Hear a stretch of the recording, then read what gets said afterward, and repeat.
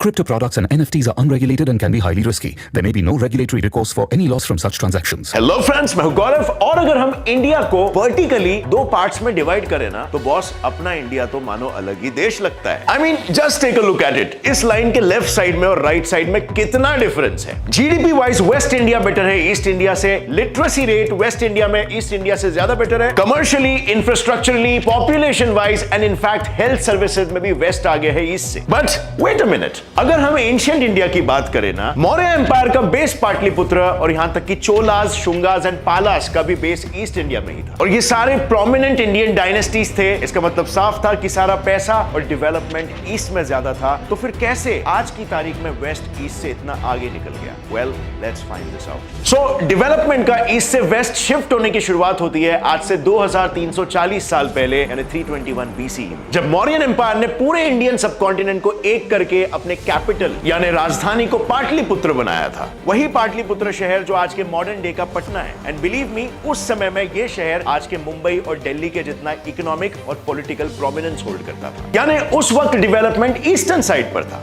But धीरे धीरे उसके बाद कई सारे डायनेस्टीज आए, कई सारे डायनेस्टीज गए, और फिर मौर्यन एम्पायर के अप्रोक्सीमेटली 1330 इयर्स बाद राइज हुए ईस्टर्न इंडिया में द माइटी चोलास। और माइटी इसीलिए क्योंकि इस डायनेस्टी को कोई भी कैप्चर नहीं कर पाया था। अब जरा सोचो, अगर इतनी स्ट्रॉन्ग डायनेस्टी है तो ऑब्वियसली उस टाइम का मैक्सिमम ग्रोथ और डेवलपमेंट भी उसी डायनेस्टी में होगा। और वो उतने एडवांस थे भी। इनफैक्ट यही वो डायनेस्टी है जिसने आज के मॉडर्न डे इंडिया की सी ट्रेड की भी नींव रखी। और इनका पॉलिटिक्स, ट्रेड और बिजनेस करने का base, well, eastern coast of India. और इसके बाद वक्त एक बार बदला, कई सारे डायनेस्टीज आए और गए, और देखते ही देखते 16वीं सदी में एक बार प्रोमिनेंस गेन किया the eastern province of Bengal ने, which is of course in eastern part of India. ये प्रोविंस उस टाइम के इंडिया का सबसे वेल्दीएस्ट प्रोविंस भी था। And do you know how much GDP it used to contribute? Well, more than 24.4% of the entire world GDP, जो आज के तारीख में अमेरिका और चाइना जैसे वर्ल्ड सुपर पावर्स भी नहीं करते। लेकिन अगर हम बात करें आज की, तो ईस्टर्न साइड आज डेवलपमेंटली चैलेंज्ड है। वेस्टर्न साइड की एक सिटी मुंबई, जो कि फाइनेंशियल कैपिटल है, उसकी अगर हम बात कर ले तो वो इंडियन जीडीपी का 6.16% कंट्रीब्यूट करता है। सिर्फ एक शहर।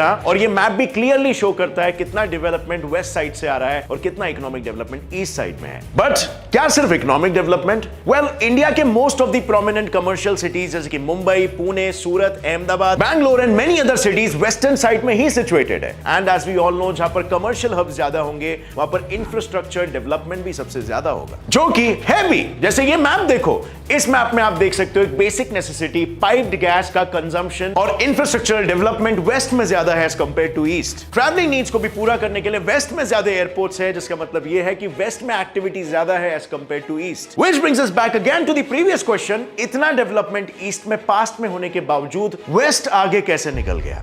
बंगाल की वजह से इंडिया का वर्ल्ड में कंट्रीब्यूशन देख ब्रिटिशर्स ने उसे हड़पने का सोचा, जो उन्होंने 1765 के बक्सार वॉर को जीतकर किया भी। Now what's next? As obvious, सारी चीजों को एक्सप्लॉइट करो, अपना राज एस्टैब्लिश करो, और फाइनली वहां से आए रिसोर्सेज और रेवेन्यू को अपने घर भेज दो। बट ये सारी चीजें करना उनके लिए काफी डिफिकल्ट हो रहा था, क्योंकि ईस्ट इंडिया से west side of the world पे सिचुएटेड अपनी कंट्री में लूट कर भेजना मुश्किल था। और यही वो पल था जब उन्होंने अपने कमर्शियल बेसिस को ईस्ट से हटाकर वेस्ट कोस्ट पे बॉम्बे को बनाने का प्लान कर दिया। वही बॉम्बे जो ब्रिटिशर्स को पोर्चुगीज से लिटरली दहेज में मिला था। वही बॉम्बे जहां से वो आराम से सूरत में सिचुएटेड अपने one of the biggest rival Dutch को कंपीट कर सके। इसी समय डच और ब्रिटिशर्स के बीच होने वाले ट्रेडिंग वॉर में ब्रिटिशर्स आगे थे विद रफली 260.11 billion US dollars per year in profit, जहां मोस्टली ट्रेडिंग होता था gold, silk, cotton, Indigo die, T और ओपियम जैसे कमोडिटीज का। और इस ट्रेडिंग एम्पायर पर अपना एकमेव वर्चस्व जताने छिड़े wars between Dutch and Britishers. लेकिन आज के ट्रेडर्स आज के न्यू एज एसेट्स में ट्रेड कर रहे हैं, और वो है blockchain technology, which is used by companies like Microsoft, IBM, Intel. और साथ ही हमारे महाराष्ट्र गवर्नमेंट ने हाल ही में लगभग 65,000 कास्ट सर्टिफिकेट्स इशू किए हैं ब्लॉकचेन टेक्नोलॉजी के बेसिस पर। एंड माइंड यू, आज के समय में सिर्फ ये 5 स्टेट मिलकर इंडिया में 827 करोड़ से ज्यादा का ट्रेडिंग कर चुके हैं। And the best platform for you to start with is CoinSwitch, जहां पर आप क्रिप्टो एसेट जैसे कि एथेरियम, बिटकॉइन, डोजकॉइन में ट्रेड कर सकते हो। कॉइनस्विच इंडिया की सबसे बड़ी क्रिप्टो ऐप है, जहां पर मोस्ट अवेटेड फीचर क्रिप्टोस की SIP लॉन्च हुआ है। जिसका मतलब है सिस्टमैटिक इन्वेस्टमेंट प्लान, जो कि बहुत सिमिलर है म्यूचुअल फंड्स के SIP की तरह। इसमें बस आपको आपका फेवरेट क्रिप्टो चुनना है, एक अमाउंट सेट कर लो जिसकी मदद से आप हर महीने वो सेम क्रिप्टो परचेस करोगे। आपको मार्केट्स को टाइम करने की कोई जरूरत नहीं है, और CoinSwitch 100 rupees worth of bitcoin free दे रहा है एज अ ज्वाइनिंग बोनस आपको बस नीचे डिस्क्रिप्शन लिंक पर क्लिक करना है और उसमें KYC करके अपना अकाउंट रजिस्टर करना है। So hurry now and start your SIP journey with CoinSwitch Kuwait today. So अब लौटते वापस अपने वीडियो पे, जहां पे मैं ये बता रहा था कि कैसे ब्रिटिशर्स बॉम्बे में आए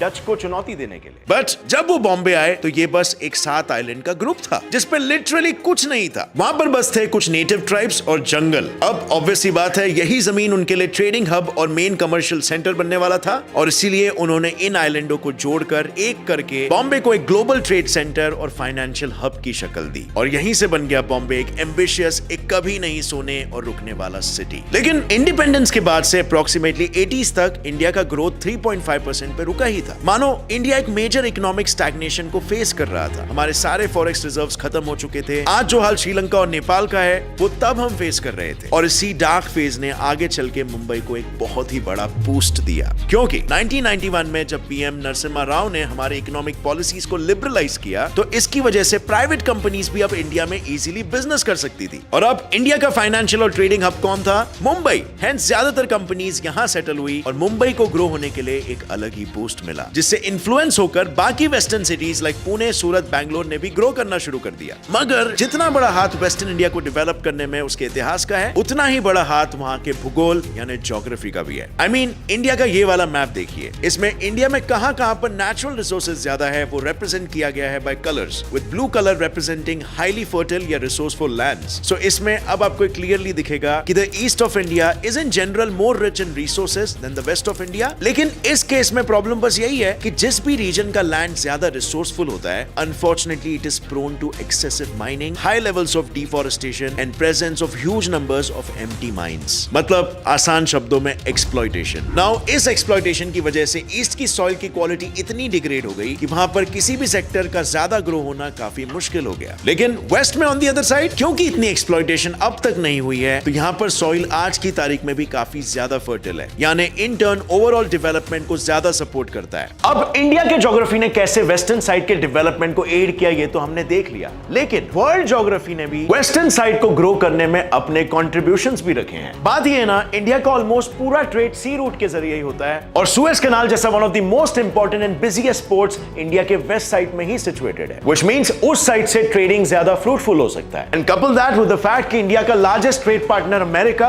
वो भी वेस्टर्न साइड में ही है और बाकी ये यूरोपियन कंट्रीज जो भी अच्छा खासा ट्रेड शेयर करते हैं वो भी वेस्ट साइड में ही लाई करते हैं और इसीलिए just to make things simpler, अच्छा खासा percentage of trading is conducted in the western side. अब यहां पर एक बहुत ही इंपॉर्टेंट पॉइंट आता है। इंडिया के हिस्ट्री और ज्योग्राफी ने हमारे डेमोग्राफिक्स को शेप किया है और हमारे देश के डेमोग्राफिक्स ने हमारे देश के डेवलपमेंट को इन्फ्लुएंस किया है। जैसे कि demography number 1, population density and migration. अब जरा इस पॉपुलेशन डेंसिटी के मैप को देखो। अगर हम इस मैप को वर्टिकली 2 इक्वल हाफ्स में डिवाइड करते हैं तो चीजें काफी सिंपल है, क्योंकि वेस्ट साइड ऑफ इंडिया में ज्यादा है as compare to East side. In fact Indian Express में आए एक आर्टिकल में यह बात काफी क्लियरली स्टेटेड थी कि 2020 तक इंडिया की मोर देन 50% पॉपुलेशन अपने बर्थ प्लेस से कहीं और माइग्रेट कर चुकी है। एंड माइंड यू, ये माइग्रेशन ट्रेंड आजकल का नहीं है। 1991 सेंसस, 2001 सेंसस एंड 2011 सेंसस, ये सब एक ही चीज दर्शा रहे हैं, लोग ईस्ट से वेस्ट की ओर माइग्रेट हो रहे हैं। अब इसके पीछे का रीजन तो जैसे हम जान ही चुके हैं, वेस्ट इंफ्रास्ट्रक्चरली और कमर्शियली काफी डेवलप्ड है। बट यू नो व्हाट, यही एडवांटेज आज वेस्ट के लिए एक कर्स भी साबित हो रहा है। इंडिया की वेस्टर्न सिटीज पॉपुलेशन एक्सप्लोजन यानी ओवर पॉपुलेशन फेस कर रही है, which leads to creation of slums, overcrowding and cheap labours in these cities. और यहां पर मुझे पर्सनली तो नहीं लगता है कि ये ट्रेंड रुकने वाला भी है, क्योंकि वर्ल्ड इकोनॉमिक फोरम्स की रिपोर्ट के हिसाब से माइग्रेशन रेट इंडिया में 4.5% से हर साल बढ़ते जा रहा है और अगर ये ऐसा ही चलता रहा तो वो वक्त दूर नहीं है जब 50% से भी ज्यादा पॉपुलेशन वेस्ट में आ जाएगी और एक साइड इंडिया का बहुत ही ज्यादा डेवलप हो जाएगा और दूसरा साइड पीछे रह जाएगा। और अब फ्रेंड्स आ जाते हैं फाइनल पॉइंट पर, जो रीजन है वेस्ट के डेवलप होने के पीछे, demography number 2, literacy and tribes. जरा इस मैप को देखो। पहले देखे हुए मैप की तरह ना, अगर हम इसे भी वर्टिकली डिवाइड करें तो इसमें भी हमें वेस्टर्न साइड पर कंपैरेटिवली ज्यादा लिटरेसी दिख रहा है। अब पॉपुलेशन लिटरेट यानी वर्कर्स स्किल्ड होंगे, स्किल्ड वर्कर्स यानी उनकी सैलरी हाई होगी और सैलरी हाई का मतलब कंट्री के उस रीजन का स्टैंडर्ड ऑफ लिविंग भी हाई होगा, हेंस वो एरिया डेवलप होगा। पर ऐसा नहीं है कि ईस्ट साइड में रहने वाले सभी लोग इलिटरेट है। प्रॉब्लम बस ये है कि ईस्ट में रहने वाली मेजॉरिटी पॉपुलेशन ट्राइबल लोगों की है, you know, tribes like Santhal, Munda, Oraon, जिसकी वजह से डेवलपमेंट उन पार्ट्स में नेग्लिजिबल होता है। और फाइनली फ्रेंड्स, अब हम आते हैं इस डिस्पैरिटी के आखिरी पॉइंट पर, जो है reason number 4, politics. States develop तब होंगे जब यूनियन गवर्नमेंट उन्हें पैसा देगी, राइट? और हर एनुअल बजट में यूनियन गवर्नमेंट उन्हें पैसा एलोकेट भी करती है। कितना पता है?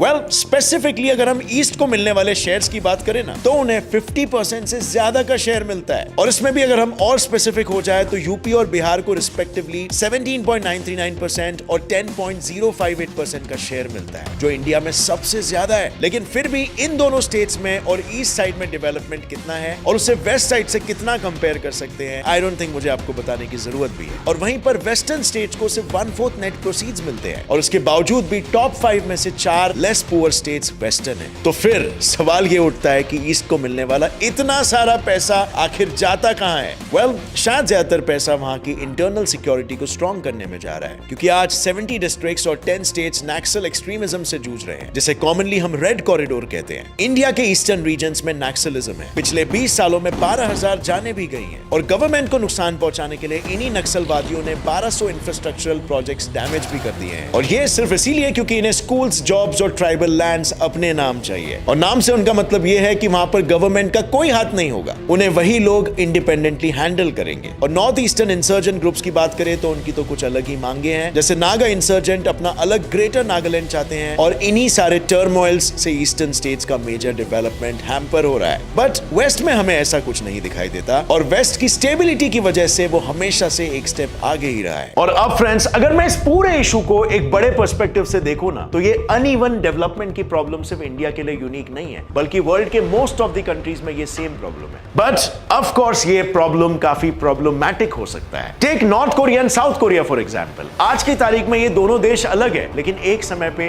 ये देश यूनाइटेड हुआ करते थे। बस ऐसा ना हो जाए कि एक पार्ट बहुत ही ज्यादा डेवलप हो जाए और दूसरा नहीं, और फिर डिफरेंसेस इतने क्रिएट हो जाए कि लोग अलग बात के डिमांड करने लग जाए। ऐसे डिफरेंसेस की वजह से बहुत सारा सिविल अनरेस्ट भी क्रिएट होता है, जैसे हमने नक्सलवादियों के केसेस में देखा। और अगर इसे तुरंत ट्रीट नहीं किया जाए हाई प्रायोरिटी में, तो उस कंट्री की इंटरनेशनल रेपुटेशन भी डैमेज हो सकती है, जो कि ऑब्वियसली एफडीआई यानी फॉरेन डायरेक्ट इन्वेस्टमेंट और इंटरनेशनल रिलेशंस को भी अफेक्ट कर सकती है। और इसीलिए फ्रेंड्स, ये अनइवन डेवलपमेंट की समस्या कॉमन तो बहुत होगी पूरे दुनिया भर में, लेकिन उतना ही इंपॉर्टेंट हो जाता है इसे ट्रीट भी करना, जितना हो सके इसे even banana, because long term में देश के डेवलपमेंट में और इसे सुपर पावर बनाने में अच्छा खासा कंट्रीब्यूट कर सकता है। सो आपको क्या लगता है, क्या मेजर्स इंडिया ले सकता है स्पेसिफिकली इस प्रॉब्लम से डील करने के लिए? कमेंट सेक्शन में मुझे बताना। और अगर इस वीडियो से आपको कुछ भी नया सीखने मिला, एक लाइक जरूर ठोकना। Gets it fly fact channel को अभी सब्सक्राइब कर लो और बेल नोटिफिकेशन दबाओ, क्योंकि ऐसे ही वीडियोस लाके मैं आपका नॉलेज बढ़ाने की पूरी कोशिश करूंगा। और फ्रेंड्स, जाने से पहले CoinSwitch ऐप को इंस्टॉल करना मत भूलना।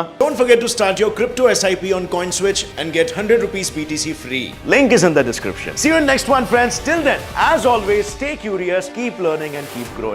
Jai Hind. Crypto products and NFTs are unregulated and can be highly risky. There may be no regulatory recourse for any loss from such transactions.